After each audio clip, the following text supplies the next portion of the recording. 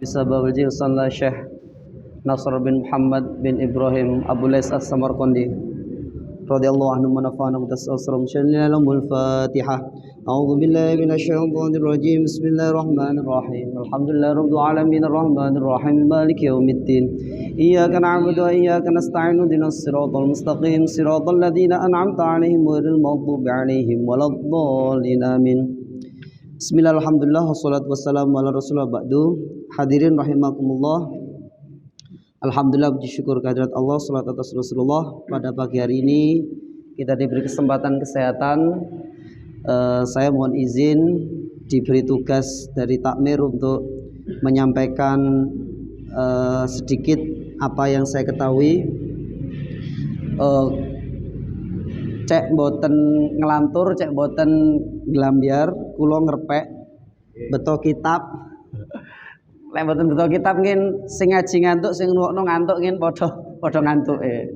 Maca kitab niki guys, ketoke iya ketoke ora wis kula nekataken mon. Niki kitab Tambiul Ghafilin, pengingat bagi orang-orang yang mudah lalai.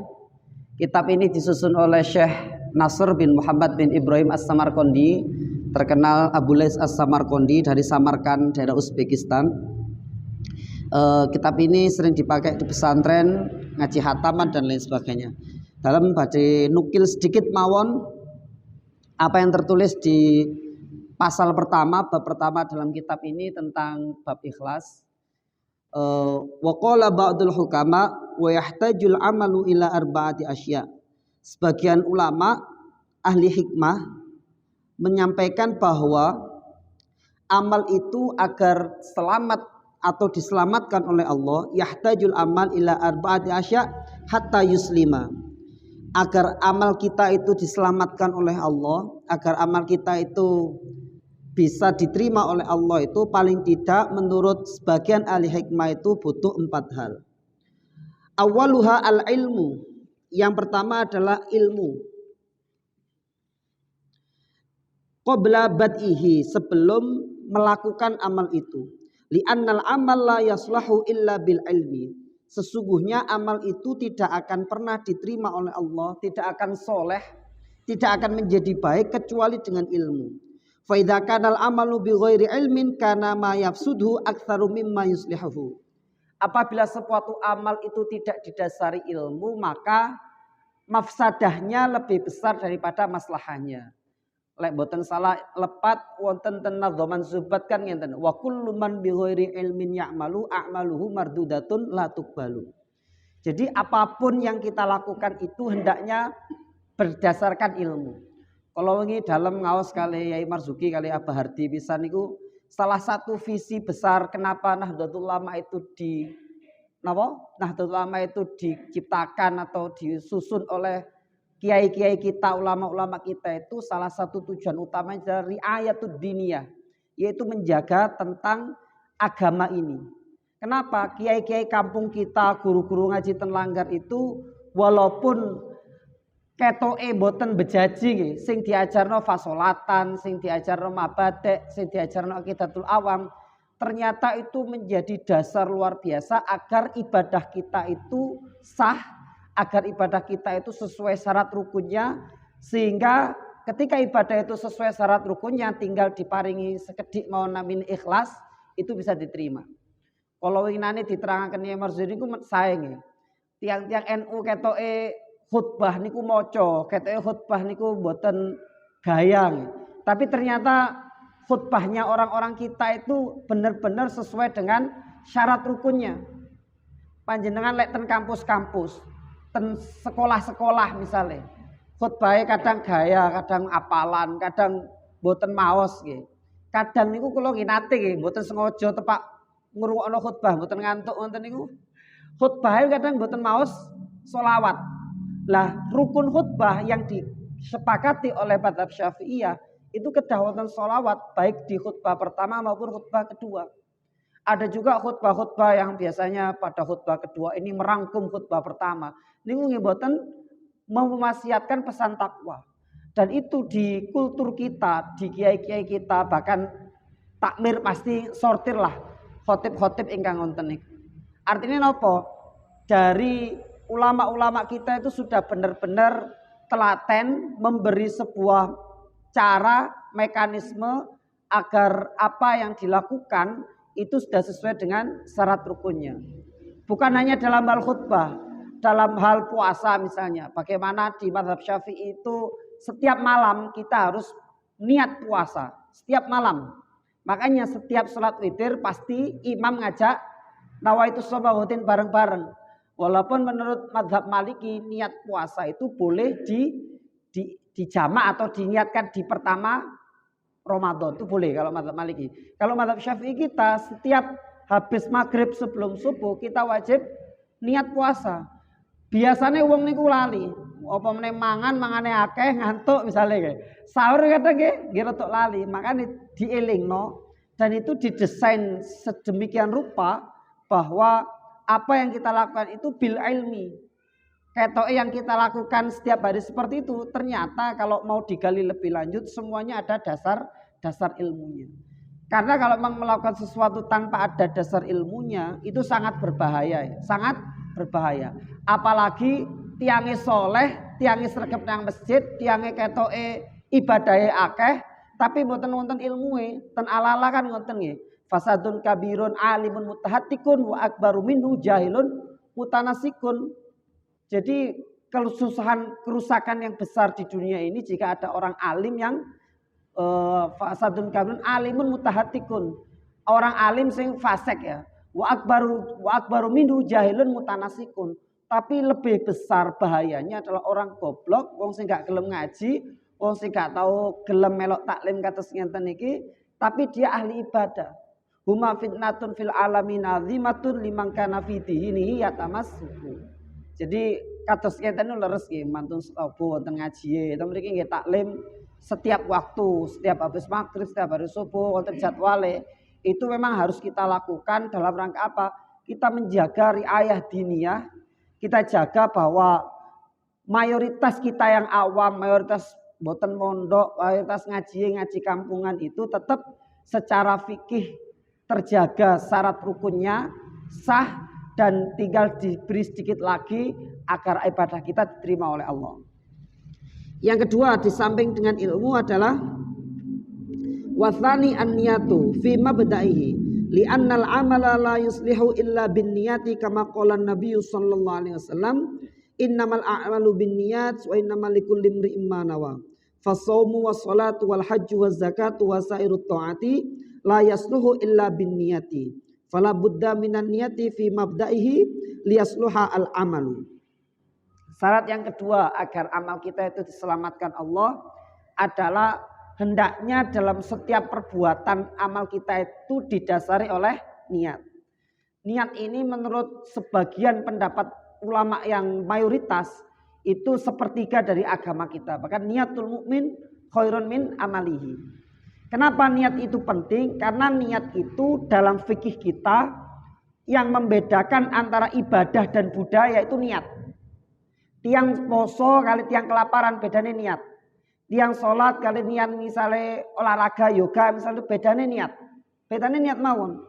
Dan hampir di seluruh amalan-amalan kita itu harus didasari niat. Kenapa?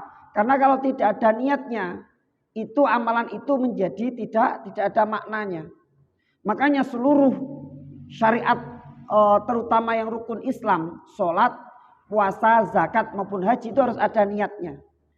Kalau jenengan poso boten wonten niati, misalnya nggih lali to napa wonten nggih dan tidak dijamak menurut mazhab Maliki, berarti jenengan boten angsal iftar, boten angsal mokel mulai subuh nganti maghrib, tapi ben mantun riyadin kedah qodho. Nggih. Lah sakniki babakan niat ini yang sangat penting adalah tentang zakat fitrah. Niku penting. Kenapa? Karena kalau sedekah, infak, hibah itu tidak harus niat sah. Tapi kalau zakat tidak ada niatnya mboten sah.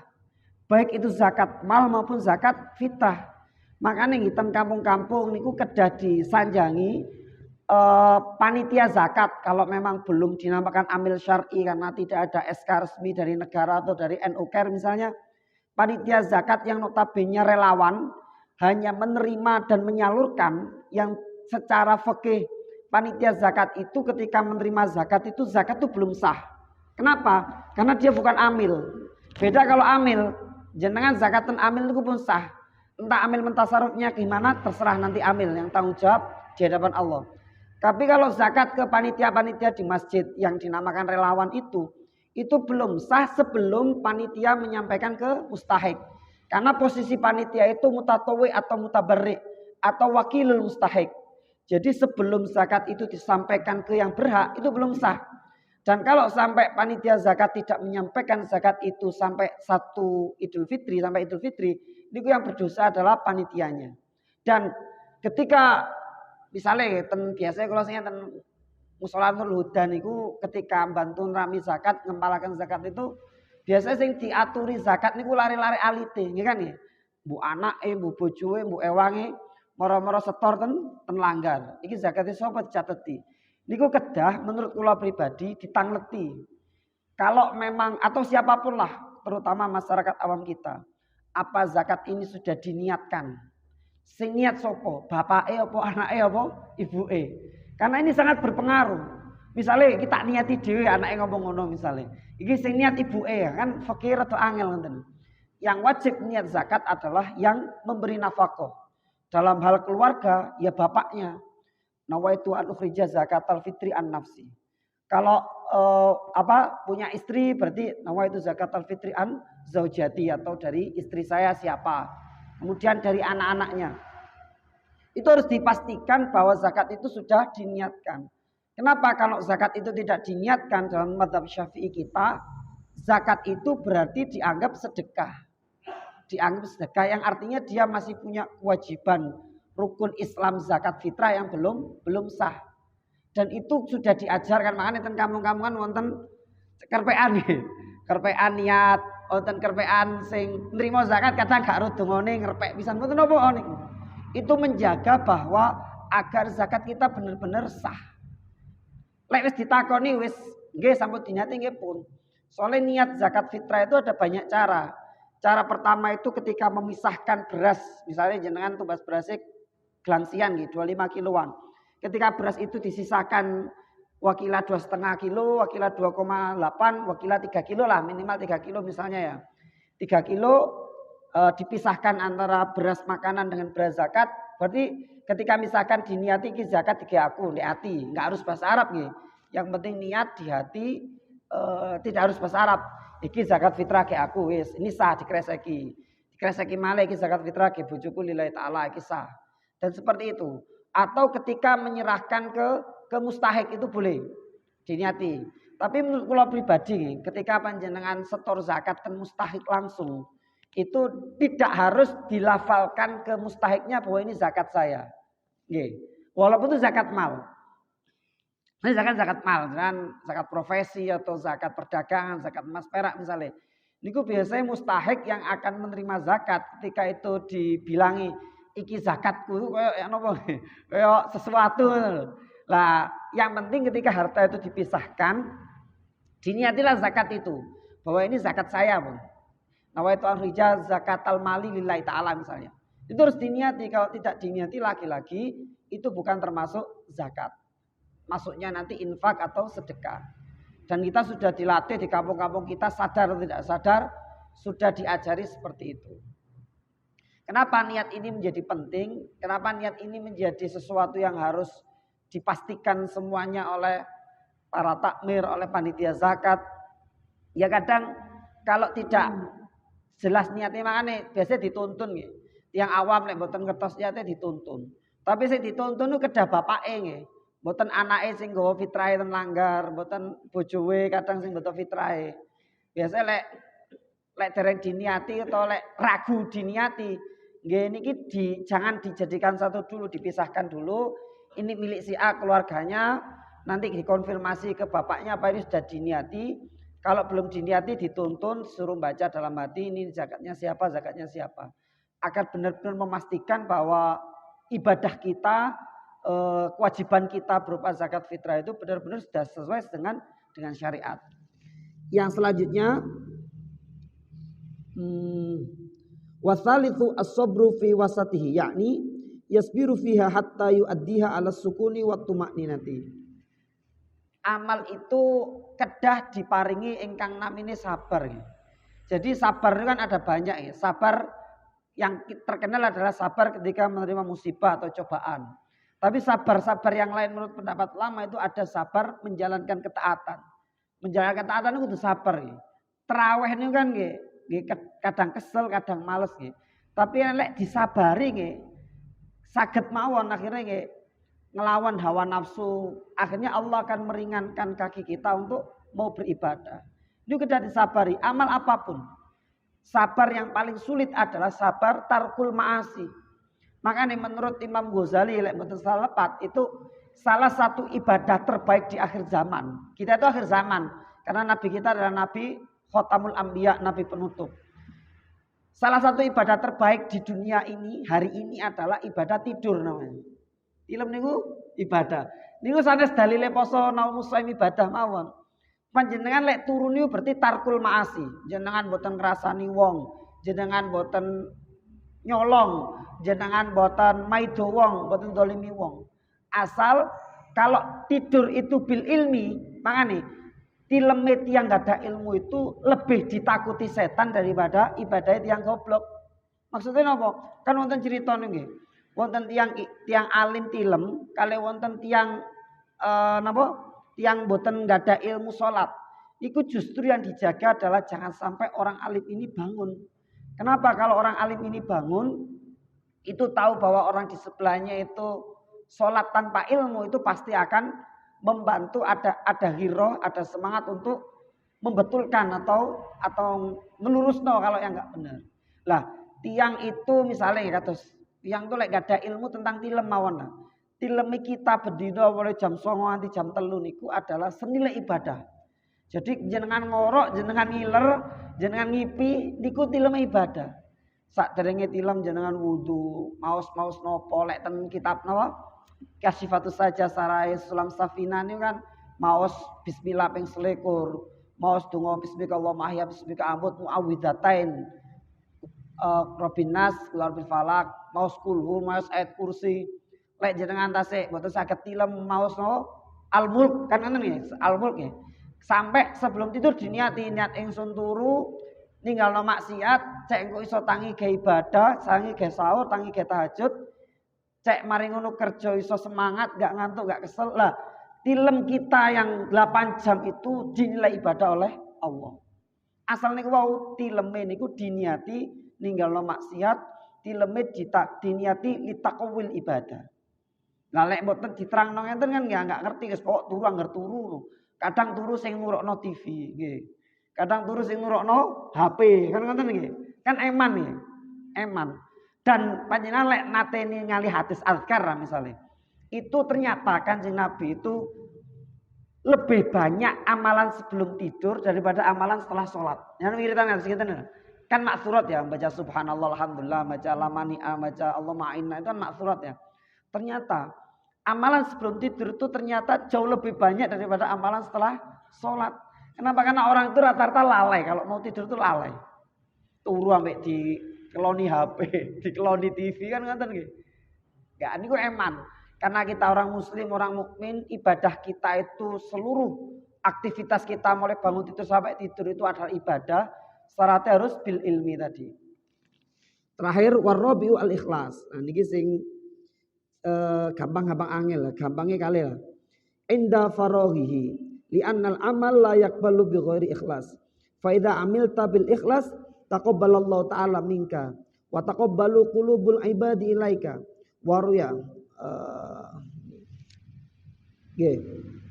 ngeten. Yang terakhir yang patut kita latih ya, artinya kita latih itu ngeten. Ikhlas itu gampang-gampang angel, gampangnya loro mawon lah. Ibadah itu gampang, ibadah itu mudah. Sing perlu perjuangan itu mempertahankan ibadah kita. Maksudnya apa? Jenengan sedekah, jenengan salat, nggih wis salat mawon. Sing rada angel itu mempertahankan keikhlasan salat kita itu sepanjang hayat. Mempertahankan poso kita, mempertahankan sedekah kita sepanjang hayat. Karena jenenge wong kadang kan nggih keprocut kadang gak sengaja cerita terkait amal kita. Jadi yang paling sulit itu mempertahankan ibadah kita. Kalau kita beribadah karena kita temriki pasti yakin orang-orang soleh ya. Ibadah ini biasa ya. Jadi mempertahankan agar ibadah kita itu kholisun liwajhillah, sepi dari riak, ujub, sum'ah dan lain sebagainya, itu yang perlu kita latih. Perlu kita latih. Walaupun seperti itu, waqala ba'dul ulama siru ilallahi urjan wa napa? Siru ilallahi urjan wa makasiron. Sebagian ulama ngeten, jangan sampai kita itu ibadah karena selain Allah. Itu riyaknya. Tapi juga jangan sampai kita tidak ibadah karena takut riak. Jadi ibadah tidak karena Allah niku keliru, tidak ibadah karena wedi riak nggih keliru. Jadi lek mboten ibadah nggih wis mboten ibadah, males mawon wis. Males selesai lah wis. Jenenge wong males kan nggih wajar. Kadang sregep kadang males ngoten ya. Tapi lek aku wis timbang salatku gak ikhlas, lebih baik ndak salat. Ini keliru.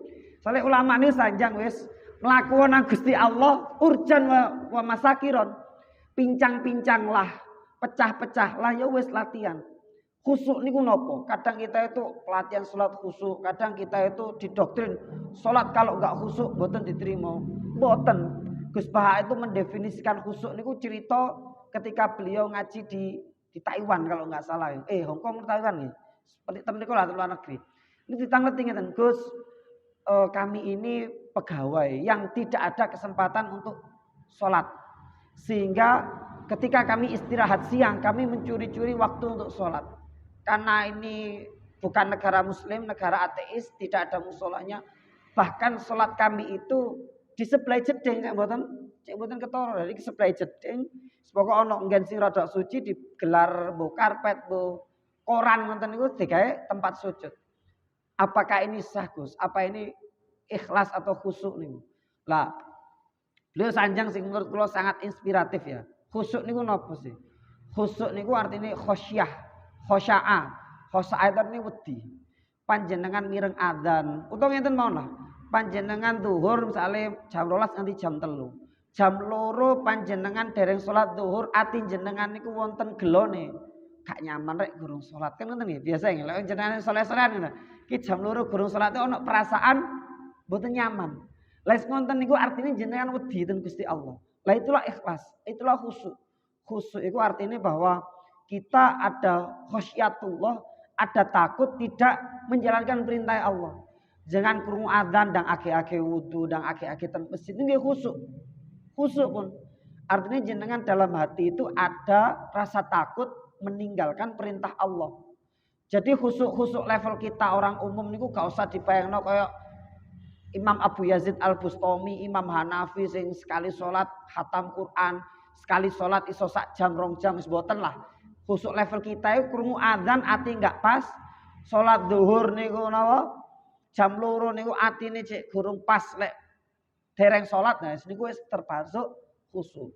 Lek kepengin ditingkatkan karena kita itu potensi sholat kita itu gelambiar ya. Golek kunci niku yang paling enak tepak sholat. Terus kan ngono nggih. Kunci ilang nggih. Kunci ilang iku biasanya digawe sholat malah ketemu. Ya sholat level kita. Lah carane cek boten gelambiar nemen-nemen niku diparingi namine jamaah. Nggih kan sholatul jamaati afdalu min sholatil fardhi bi 27 darajat. Karena kalau sholat jamaah itu misalnya imamnya khusyuk, seluruh jamaah akan diterima. Kalau imamnya nggak khusyuk, ada salah satu jamaah khusyuk, seluruh jamaah akan diterima.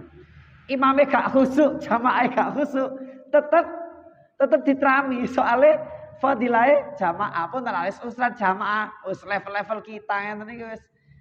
Podo wae lah, kulo sampean wis tangleti sampe mawon lah. Salat-salat kita itu rata-rata kayak ngonten. Tapi kita harus yakin bahwa salat kita itu salat khusyuk. Salat yang memang kita salat karena takut meninggalkan larangannya Allah, meninggalkan perintahnya Allah. Meninggalkan perintahnya Allah, jika orang yang meninggalkan salat itu dosanya besar. Orang yang meninggalkan salat itu diancam oleh Allah dengan ancaman yang sangat banyak sekali. Jadi monggo hadirin rahimakumullah, kesempatan Ramadan ini adalah bahasa wong kampusan, Ramadan itu bulan literasi ya, karena Al-Quran diturunkan di bulan Ramadan. Iqra' bismi rabbikal ladzi khalaq, khalaqal insana min 'alaq, iqra' rabbukal akram alladzi 'allama bil qalam. Jadi surat Al-Alaq itu ada 2 ayat penting. Yang pertama ayat tentang membaca, yang kedua ayat tentang menulis. Jadi memang kesempatan Ramadan ini adalah ya kesempatan monggo lek jenengan saged ngaji offline kados enten jenengan sibuk kerja wonten pendamelan, wonten tugas-tugas lintu, wis pokok jangan sampai kenapa umat Islam terutama sing jaler nggih wajib sholat Jumat. Niku salah satu fadilahnya. Lek betul salah lepat dan bidayah atau pundi. Itu manusia itu kalau selama 3 hari wakilah 1 minggu lah, hatinya tidak diberikan yang namanya tausiah, tidak diberikan yang namanya ilmu, itu hatinya mudah yang namanya qaswatul qulub, mudah yang namanya hatinya keras. Sehingga kenapa di Jumatan itu pasti ada pesan takwa, dan pesan takwa itu di khutbah pertama dan khutbah kedua. Kalau baca ayat Al-Quran itu di salah satu khutbah, kalau doa untuk muslimin muslimat itu di khutbah akhir. Tapi kalau pesan takwa itu di khutbah pertama dan khutbah kedua, itu jadi rukun. Artinya jangan lek mireng wonten khotib boten pesan takwa baik di khutbah pertama maupun khutbah kedua nggih, secara fikih niku khutbah boten sah. Lah kenapa ada pesan itu? Biar diingatkan kita itu seminggu paling enggak kudu pernah mireng sing jenenge pesan takwa. Atine sing mboten atos-atos temen. Atine niku lek kadung atos, biasane ati niku angel dituturi, angel dijak ibadah, angel dijak ngaji. Senengane ngamukan niku biasanya ciri-ciri ati sing gak tau diparingi siraman rohani. Berarti kita harus bersyukur kacuk niki mulai singen nggih wonten pondoke, wonten kegiatan-kegiatan ingkang sae niki monggo dilestarikan, monggo dijaga. Bila perlu kita tingkatkan sebaik-baiknya. Lek sing mboten nate mondok monggo diniati bulan puasa ini dan pasca puasa sak saged-sagede lah seminggu pisan atau seminggu pindho wonten dasar ilmu biar amal kita benar-benar amal yang bil ilmi, amal yang benar-benar sesuai dengan syariatnya Kanjeng Nabi Muhammad sallallahu alaihi wasallam, sehingga amal itu nanti akan diterima oleh Allah Subhanahu wa taala. Wallahu a'lam bishawab. Kurang lebihnya maaf. A'udzubillahi minasyaitonir rajim. Bismillahirrahmanirrahim. Alhamdulillahirabbil alamin. Allahumma shalli wa sallim wa barik ala sayyidina Muhammad walhamdulillahirabbil alamin. Rabbana zalamna anfusana wa illam taghfir lana wa tarhamna lanakunanna minal khasirin. Rabbana hab lana min azwajina wa dhurriyyatina qurrata a'yun waj'alna lil muttaqina imama. Rabbana fir lana dhunubana wal walidina warhamhum kama rabbawna shighara. Allahumma arham ummata sayyidina Muhammad. Allahumma ansur ummata sayyidina Muhammad. Allahumma sallim ummata sayyidina Muhammad. Allahumma jibur an ummati sayyidina Muhammad. Allahumma ighfir li ummati sayyidina Muhammad. Allahumma a'inna ala dzikrika wa syukrika wa husni ibadatik. Allahumma ij'alna waladana wa salamana min ahli ilmi wa ahli khair. Wa la taj'alna wa iyyahum min al-syarr wal ijal wal dharna kullu syai'in. Rabbana atina fid dunya hasanah wa fil akhirati hasanah wa qina adzabannar wa adkhilna al-jannata ma'al abrar ya aziz ya ghaffar ya rabbal alamin. Sallallahu ala sayyidina Muhammad walhamdulillahi rabbil alamin. Al-Fatihah.